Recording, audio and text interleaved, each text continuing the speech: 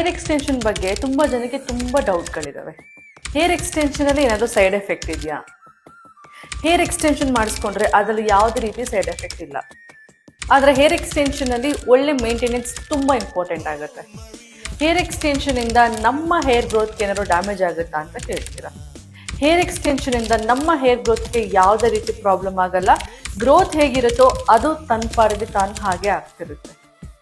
3 to 4 months ಆದ್ಮೇಲೆ ನಿಮ್ hair ಜೊತೆಗೆ ಹೇರ್ ಎಕ್ಸ್ಟೆನ್ಷನ್ ಕೂಡ ಸ್ವಲ್ಪ ಕೆಳಗೆ ಬರುತ್ತೆ. ಅಂದ್ರೆ ಗ್ರೋತ್ ಆಗ್ತಾ ಹೇರ್ ಎಕ್ಸ್ಟೆನ್ಷನ್ ಸ್ವಲ್ಪ ಕೆಳಗೆ ಬಂದಾಗ ಅದನ್ನ ನಾವು ರಿಮೂವ್ ಮಾಡಿ ಮತ್ತೆ ಅದೇ ಕೂದಲನ್ನ ರೀಫಿಕ್ಸಿಂಗ್ ಮಾಡ್ತೀವಿ. ನೀವು ನಾರ್ಮಲ್ ಆಗಿ ಹೇರ್ ವಾಶ್ ಹೇಗೆ ಮಾಡ್ತಿರೋ ಹೇರ್ ಎಕ್ಸ್ಟೆನ್ಷನ್ ಹಾಕ್ದಾಗ್ಲೂ ಕೂಡ ಹಾಗೇನೆ ಮಾಡ್ಬೋದು. ಆದ್ರೆ ನಾವು ಹೇರ್ ವಾಶ್ಗೆ ಸಲ್ಫೇಟ್ ಮತ್ತೆ paraben free shampoo and conditioner use ಮಾಡಬೇಕು. ಇನ್ನೂ ಹೇರ್ ಎಕ್ಸ್ಟೆನ್ಷನ್ ಬಗ್ಗೆ ನಿಮಗೆ ಡೌಟ್ಗಳಿದ್ರೆ ಕಮೆಂಟ್ ಸೆಕ್ಷನ್ ಕಮೆಂಟ್ ಮಾಡಿ. ನೆಕ್ಸ್ಟ್ ವಿಡಿಯೋದಲ್ಲಿ ಸಿಗ್ತೀನಿ.